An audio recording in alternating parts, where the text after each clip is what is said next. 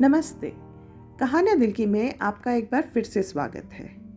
हमारे जीवन में कुछ न कुछ ऐसा होता है जिसको हम बहुत ही महत्वपूर्ण मानते हैं और अपने दिल के खास समझते हैं। और अगर वो चीज़ गायब हो जाए या उसे कुछ हो जाए तो उस इमोशन को संभालना थोड़ा मुश्किल होता है।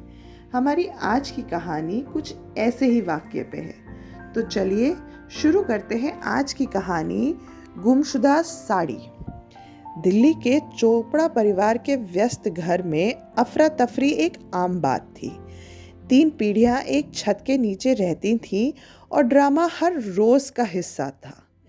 लेकिन एक घटना ने बाकी सभी को पीछे छोड़ दिया और परिवार की यादों में अमर हो गई। गुमशुदा साड़ी का मामला। सुनीता चोपड़ा जो परिवार की मुखिया थीं, उनके पास एक अनमोल वस्तु थी। एक लाल बनारसी रेशम की साड़ी जिसमें सुनहरे धागों की कढ़ाई थी। ये उनकी शादी की साड़ी थी और इसका उनके जीवन में बहुत भावनात्मक महत्व था। जब भी सुनीता अपनी अलमारी खोलती, वे इसे देखती जैसे ये कोई खजाना हो। एक मनहूस सुबह सुनीता ने अपनी अलमारी खोली अपनी साड़ी देखने के लिए, लेकिन साड़ी वहां से गायब थी। मेरी साड़ी कौन लेके गया है? उन्होंने गरजते हुए पूछा। उनकी आवाज पूरे घर में गूंज उठी। पूरा परिवार लिविंग रूम में इकट्ठा हुआ।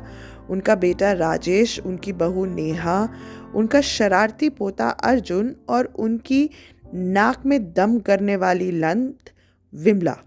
हर कोई उतना ही हैरान दिख रहा था। मैंने नेहा को पिछले हफ्ते देखते हुए देखा था, विमला ने शुरुआत की, हमेशा विवाद भड़काने की तैयारी के लिए। हाँ, मैंने इसे देखा था विमला आंटी, क्योंकि माँ ने मुझसे कहा था कि मैं इसे पहनने का तरीका सीख लूं, नेहा ने पलटकर जवाब दिया, विमला आंटी को घूरते हुए। अर्जुन कोने में खड़ा मुस्कुराते हुए बोला, शायद दादी की साड़ी को पैर उग गए होंगे और वो चल दी होगी घूमने। अर्जुन, ये मजाक की बात नहीं है, राजेश उसके पिता ने उसे डांटा। सुनीता ने अपने हाथ बांध लिए और परिवार की ओर संदेह भरी नजरों से देखा। जब तक मेरी साड़ी नहीं मिलती, कोई इस घर के बाहर नहीं जाएगा। चोपड़ा परिवार का घर एक अपराध स्थल बन गया। राजेश अपने भीतर के व्योमकेश बख्शी को जगाते हुए सभी से सवाल पूछने लगे। नेहा, क्या तुमने साड़ी किसी वजह से ली थी? बिल्कुल नहीं, मेरे पास खुद की बहुत साड़ियां हैं, नेहा ने नाराजगी भरे स्वर में जवाब दिया।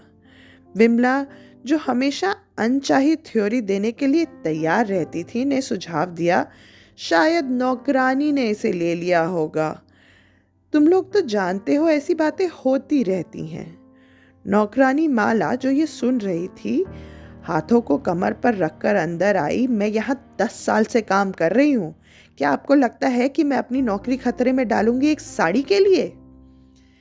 राजेश ने एक गहरी सांस ली और कहा, चलो अलमारियां और दराजे सारे चेक करते हैं।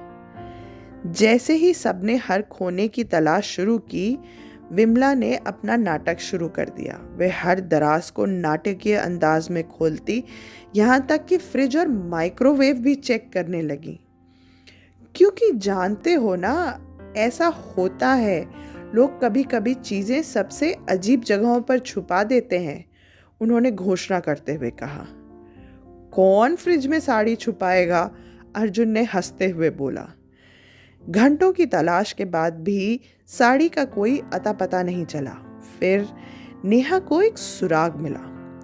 अर्जुन के क्रिकेट किट के पास लाल रेशम का एक धागा। अर्जुन, ये क्या है? नेहा ने पूछा रेशमी धागे को पकड़ते हुए।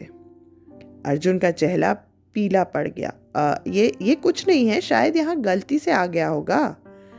सच सच बताओ नौजवान, राजेश ने सख्ती से कहा।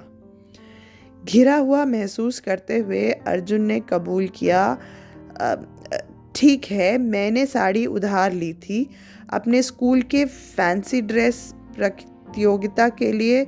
सुपर हीरो का केप बनाने के लिए। मुझे नहीं लगा था दादी इतनी जल्दी नोटिस कर लेंगी। तुमने क्या किया? सुनीता की आवाज और ऊंची हो चली थी।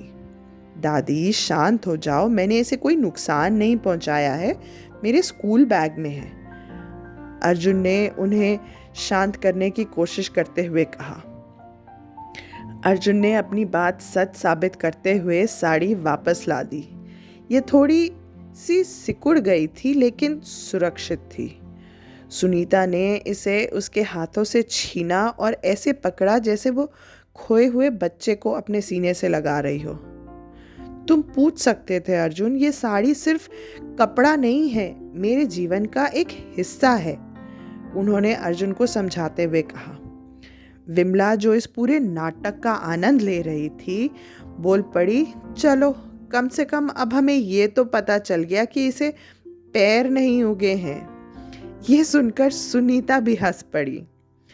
गुमशुदा साड़ी की घटना कई हफ्तों तक परिवार की बातचीत का हिस्सा बनी रही। अर्जुन को साड़ी मैन का उपनाम मिल गया था और विमला इस किस्से को हर आने जाने वाले को सुनाने का मौका नहीं छोड़ती थी। जहाँ तक सुनीता की बात थी, उन्होंने साड़ी को एक ताले वाली अलमारी में रखने का फैसला किया, शरारती पोते और सुपर हीरो की महत्वाकांक्षाओं से दूर। लेकिन जब भी वो इस साड़ी को देखती, वो मुस्कुराए बिना नहीं रह पाती थी, ये याद करते हुए कि कैसे उनकी अनमोल साड़ी एक मज़ेदार पारिवारिक रोमांच का हिस्सा बन गई थी। आशा है आपको हमारी आज की कहानी पसंद आई होगी। धन्यवाद।